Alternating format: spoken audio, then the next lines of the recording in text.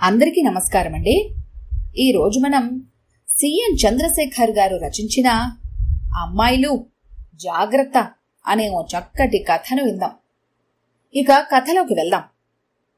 శైలు, నాన్నగారు పిలుస్తున్నారు, ఇలారా. విజయ కూతుర్ని పిలిచింది. శైలజ తండ్రి ముందు నిలబడి ఏమిటన్నట్టుగా చూసింది. నేను విన్నది నిజమేనా? తీక్షణంగా కూతుర్ని చూస్తూ అడిగాడు శ్రీనివాస్. మీరు ఏం విన్నారో చెబితే కదా నేను నిజమో కాదో చెప్పటానికి. ఒక్క క్షణం కూతురి మాటలకు విపరీతమైన కోపం వచ్చింది శ్రీనివాస్కు. ఎలాగో తమాయించుకొని, నీవు ఎవరితోనో తిరుగుతున్నావంట కదా, నిజమేనా అని అడిగాడు. అంతకంటే మంచి భాషలో అడగలేరా?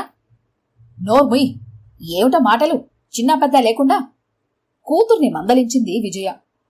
శైలజ ఏం మాట్లాడలేదు. సరే, నీవు చేస్తున్నదేమిటో నీకు తెలిసిన భాషలో, నాకు అర్థమయ్యే భాషలో నీవే చెప్పు, శ్రీనివాస్ అన్నాడు. నేను శశిని ప్రేమిస్తున్నాను. శశి ఎవరు? ఏం చదివాడు? ఏ ఉద్యోగం చేస్తున్నాడు? బీకాం చదివాడు. ఓ ఎస్టీడీ బూత్లో పనిచేస్తున్నాడు. మంచి ఉద్యోగం కోసం ప్రయత్నిస్తున్నాడు. వాళ్ల తల్లిదండ్రులు? తెలీదు. తండ్రికి ఎక్కడో ప్రైవేట్ కంపెనీలో ఉద్యోగం అని చెప్పాడు. మరి అతని గుణగణాలు విచారించావా? అన్నీ నచ్చాయి కనుక ప్రేమించాను. శైలు, దయచేసి అతన్ని మర్చిపో.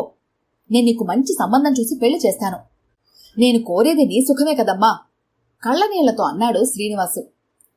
ఇప్పుడు నేను సుఖపడనని మీరు ఎందుకు అనుకుంటున్నారో నాకు అర్థం కావటం లేదు. శశి నన్ను పువ్వుల్లో పెట్టి చూసుకుంటాడు. నా కంఠంలో ప్రాణం ఉండగా ఈ పెళ్లి జరగనివ్వను. నా పెళ్లి శశితో జరిగి తీరుతోంది. అలా కాని పక్షంలో నా కంఠంలో ప్రాణం ఉండదు అంటూ తన గదిలోకి వెళ్లిపోయింది శైలజ. తల పట్టుకుని కూర్చుండిపోయాడు శ్రీనివాసు. రాత్రి 11 గంటలకు తన ఇంటికొచ్చిన శ్రీనివాసుని చూసి ఆశ్చర్యపోయాడు భాస్కర్. రా, కూర్చో. ఏమిటి ఇంత రాత్రివేళొచ్చావు? బ్రతికున్న శవాన్ని. నాకిక రాత్రి పగలు తేడా ఏమిటుంటుంది? ఏమిట్రా, ఏమైంది నీకు? లలిత, శ్రీనివాస్ వచ్చాడు, మంచినీళ్ళు తీసుకురా అన్నాడు భాస్కర్ నీళ్ళందిస్తూ.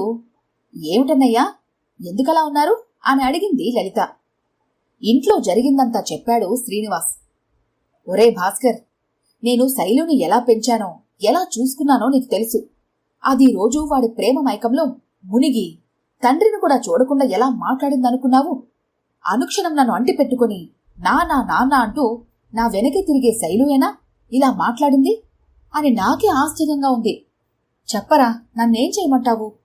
ముక్కు ముక్కం తెలియని వాణ్ణి, వాడేం చదివాడో ఎలాంటివాడో తెలుసుకోకుండా శైలును వాడి చేతిలో పెట్టమంటావా? నేను ఒప్పుకున్నా ఒప్పుకోకపోయినా శైలు మాత్రం అతనితో వెళ్లడం ఖాయమని నాకు అనిపిస్తోంది.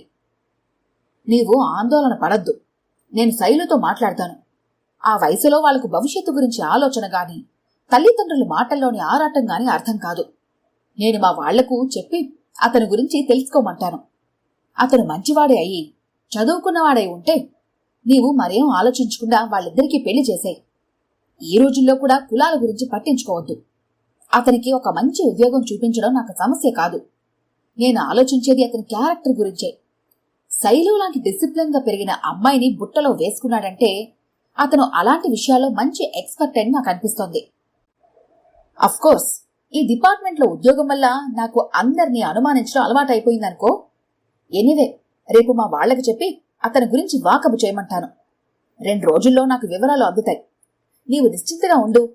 శైలు నీకు కూతురైనా నాకు అంతకంటే ఎక్కువే. నాకు తనంటే ఎంతో ఇష్టమని నీకు తెలుసు కదా. అలాగే, మరి నేనెళ్తాను.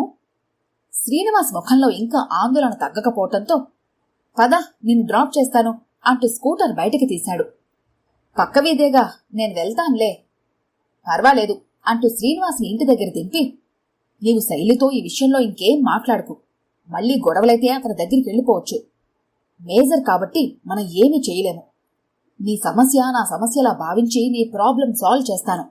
నా మీద నమ్మకం ఉంచు అన్నాడు భాస్కర్ మిత్రుడి భుజం తడుతూ. థ్యాంక్యూరా, నీ మీద నాకు నమ్మకం ఉంది. నిన్ను నాకు మిత్రుడిగా ఇచ్చిన భగవంతునిపై కూడా నమ్మకం ఉంది. Good night.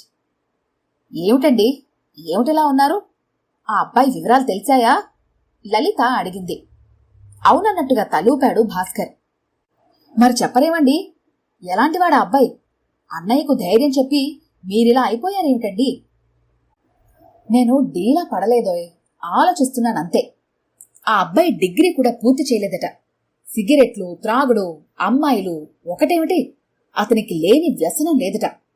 డబ్బున్న ఓ ఫ్రెండు తన గర్ల్ ఫ్రెండ్ని కలుసుకోవడానికి, మాట్లాడుకోవటానికి ఆ ఎస్టీడీ బూత్లో పెట్టి ఇతన్ని చూసుకోమన్నాడట. ఓ, అయితే ఇప్పుడు ఎలా అండి? అంత తెలివిగల పిల్ల ఎలా వీడి వలలో పడింది? తెలివి తక్కువై అహంకారం పెరిగితే జరిగేదిదే. నేను శైలుని ఎలా దారిలో పెట్టాలో ఆలోచించాను. రేపు ఏదో పూజ సాకు చెప్పి శైలుని మనింటికి రమ్మను, నేను మాట్లాడాలి. అలాగేనండి. మరుసటి రోజు ఇంటికొచ్చిన శైలుని అభినందించాడు భాస్కర్. కంగ్రాచులేషన్స్ శైలు, ఎవరినో ప్రేమించావట, పెళ్లి కూడా చేసుకోబోతున్నావట. థ్యాంక్ యూ అంకుల్, కనీసం మీరైనా నన్ను అర్థం చేసుకున్నారు. ఇంతకు ఆ అబ్బాయి మన మున్సిపల్ లైబ్రరీ పక్క ఉండే ఆ ఎస్టీడీ బూత్లోనే పనిచేసే అతనేనా? అవునంకుల్, మీరు చూశారా? మీకు నచ్చాడా? నచ్చాడమ్మా, కాని జీతం ఎంతటా అతనికి? 1000 రూపాయలు ఇస్తారట. మరి మీ ఇద్దరికీ నెలకు 1000 రూపాయలు సరిపోతాయా? నాకు 15,000 కూడా సరిపోవటం లేదు. మరి నేను ఉద్యోగం చేస్తానంకుల్, నాకు 2,000 వస్తాయి. 3,000 మా సంసారానికి సరిపోవా? ఎక్కడైనా ప్రయత్నిస్తున్నావా ఉద్యోగానికి? ఇంకా లేదు, ప్రయత్నించాలి. అతను కూడా మంచి ఉద్యోగం కోసం ప్రయత్నిస్తాడట. ఓ అలాగా, ఏం చదివాడతను? బీకాం ఫస్ట్ క్లాస్లో పాస్ అయ్యాడట. ఓ, నాకు తెలిసిన ఫ్రెండ్కో పెద్ద ఫ్యాక్టరీ ఉంది, అకౌంటెంట్ కావాలి అని చెప్పాడు. శశిని సర్టిఫికెట్స్తో మా ఇంటికొచ్చి కలవమను, నేను ఉద్యోగం ఇప్పిస్తాను. పెళ్లి సమయానికి అతనికి ఒక మంచి ఉద్యోగం ఉంటే నీ స్నేహితుల ముందు నీకు కాస్త గౌరవంగా ఉంటుంది కదా. అలాగే అంకుల్, తప్పకుండా మీ ఇంటికి పంపిస్తాను. వారం రోజులైనా శశి అతని ఇంటికి రాకపోవటంతో శైలజను అడిగాడు.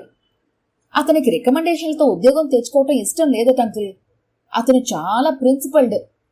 ఓ very good, I like that. అయితే మీ నాన్న అతని చదువు గురించి, ఉద్యోగం గురించి సందేహిస్తున్నాడు. చదువుంటే ఉద్యోగం తప్పకుండా దొరుకుతుంది. నీవు అతని సర్టిఫికెట్స్ నాకు చూపించావంటే నేను మీ నాన్న నొప్పిస్తాను. అలాగే, 2 రోజుల్లో మీకు తెచ్చిస్తాను. 2 రోజుల తర్వాత భాస్కర్తో అంది. సారీ అంకిల్, ఆయన సర్టిఫికెట్లు ఏదో ఇంటర్వ్యూకి వెళ్ళి వస్తుంటే ట్రైన్లో పోయాయట. డూప్లికేట్స్కి అప్లై చేశారట. అలాగే, ఆ వచ్చాకే చూపించు. శైలజకు కూడా అతని చదువు గురించి అనుమానం వచ్చిందని అర్థమైంది భాస్కర్కు. హలో శైలు, నేను భాస్కర్ని. ఈ రోజు మంచి రోజుని మీ నాన్న మా ఇద్దరినీ శశి ఇంటికెళ్ళి వాళ్ల పెద్దవాళ్లతో మాట్లాడి రమ్మన్నారు. నువ్వు వస్తే బాగుంటుంది. ఓ అలాగే అంకిల్, మేమింకో గంటలో వస్తాం, నువ్వు రెడీగా ఉండు, కారులో చెప్పాడు భాస్కర్. శైలు, ధైర్యంగా ఉండు. ఒకవేళ వాళ్ల తల్లిదండ్రులు ఒప్పుకోకపోయినా, నిన్నేమైనా అన్నా నువ్వేమీ బాధపడకూడదు.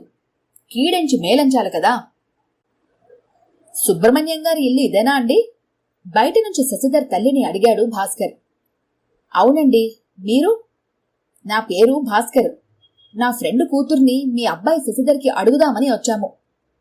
నిజం చెప్పండి, మీరు ఏ కారణంగా మా ఇంటికొచ్చారు? అంత సీరియస్గా చూస్తూ ఆవిడ. నిజంగా పెళ్లి సంబంధం కోసమే వచ్చాము. ఈ అమ్మాయే నా ఫ్రెండ్ కూతురు. అబ్బాయిని ఒకసారి చూడాలని వచ్చాము. మేమిప్పుడిప్పుడే వాడు పెళ్లి చేయటం లేదు. వాడు ముందు మంచి దారిలో పడాలి, చెడు స్నేహాలు వదలాలి. నేను ఆయన ఎంత చెప్పినా మారటం లేదు వాడు.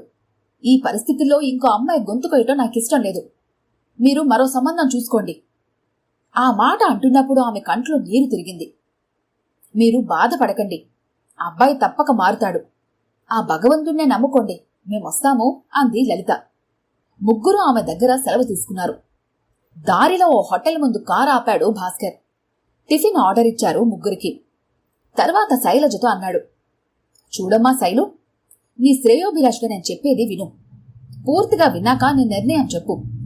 శ్రీనివాస్ నిన్ను ఎంతో గారాభంగా పెంచాడు. నీకు మామూలు జ్వరం వస్తేనే కళ్లల్లో నీళ్లు పెట్టుకునేవాడు. నువ్వు అడిగినవన్నీ కొనిచ్చేవాడు. నేను అంటూ ఉండేవాణ్ణి, శైలుని మరీ అంత గారాభం చెయ్యకు, మొండితనం వస్తుంది అని. శైలుకి గారాభంతో పాటు మంచితనం, మానవత్వం, పెద్దల పట్ల గౌరవం, కష్టపడటం, చదువు ప్రాముఖ్యం గురించి ఎంతో బాగా వివరించానని, ప్రతిరోజు వాటి గురించి చెబుతూ ఉన్నానని, అందువల్ల శైలు మంచి పిల్లగానే పెరుగుతుందని చెప్పేవాడు. నువ్వలాగే నిరూపించుకున్నావు కూడా.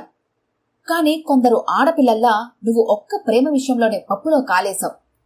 నీ వయసులో వాళ్లకు అందంగా ఉండి తమపై కొంత ఆసక్తి చూపించే మగవాళ్లపై మమకారం పెంచుకోవడం సాధారణం.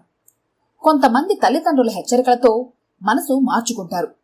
నీలా తెలివితేటలు, ఆత్మవిశ్వాసం ఎక్కువగా ఉన్న అమ్మాయిలు తమ మాటే చెల్లాలి అంటారు. నిజమే, మీ సెలక్షన్లో తప్పు లేనంత వరకు మీ ప్రేమల్ని కాదనే హక్కు ఆ భగవంతుడికి కూడా లేదు. ఎటొచ్చి మీ నిర్ణయం సరైనది కానప్పుడు, మీ సెలక్షన్ తప్పైనప్పుడు మీకు నచ్చజెప్పే హక్కుని, మంచి దారిలో పెట్టే బాధ్యత మాకుందని మీరు మరవకూడదు. మీ నాన్న నీ ప్రేమ విషయం చెప్పగానే నేను శశిధర్ గురించి వాకప్ చేశాను. ఇంటెలిజెన్స్ డిపార్ట్మెంట్లో పనిచేస్తున్న నాకు అతని గురించి తెలుసుకోవటం పెద్ద కష్టం కాదు. వాడికి అన్ని చెడు అలవాట్లు ఉన్నాయి. చదువు డిగ్రీ మొదటి సంవత్సరంలోనే ఆపేశాడు. తల్లిదండ్రులంటే ఏమాత్రం గౌరవం లేనివాడని, ప్రతిరోజు ఇంట్లో గొడవలు సృష్టిస్తాడని, తండ్రి ఇంట్లో నుంచి వెళ్లిపోమని చెప్పినా వినడం లేదని తెలిసింది. ఈ విషయం నీకు ముందే చెబితే మీ నాన్న మాటలు విని నీ మనసు మార్చడానికి నేనిలా చెప్తున్నానని అనుకుంటావు. అందుకే నీవైపే ఉన్నట్టు నటించి నీకే ప్రత్యక్షంగా చూపించాను. మిగతా విషయాలు కూడా నిరూపించగలను. కాని నువ్వు మరీ అంత తెలివి తక్కువ పిల్లవు కావని నా నమ్మకం. ఒకవేళ అతను చదువుకొని మంచి క్యారెక్టర్ గలవాడే అయి ఉంటే అతనితో నీ పెళ్లి జరిపించడానికి మీ నాన్నకు నాకు ఏ అభ్యంతరం ఉండేది కాదు.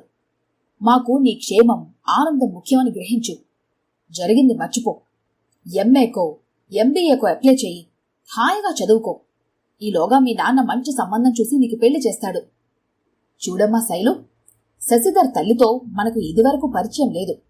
అయినా ఆవిడ బాధను చూసిన మన ముగ్గురికి కళ్లల్లో నీళ్లొచ్చాయి.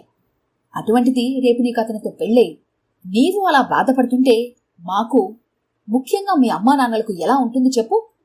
పైగా కన్న తల్లిని సుఖపెట్టలేనివాడు పెళ్ళాన్ని సుఖంగా ఉంచుతాడని నాకు నమ్మకం లేదు అంది లలిత. ఇప్పుడు చెప్పు శైలు, నీవేం చెప్పదలుచుకున్నావు అన్నాడు భాస్కర్. నన్ను క్షమించండి అంకుల్, కళ్ళ నీళ్లతో అంది శైలజ. పదండి, నాన్నగారి దగ్గరికి వెళ్దాం. ఆయన మనసు ఎంతో బాధ పెట్టాను. నన్ను క్షమించమని అడగాలి. Good, now you are my dear Shailu. Shake hand ఇస్తూ అన్నాడు భాస్కర్ ఆనందంగా.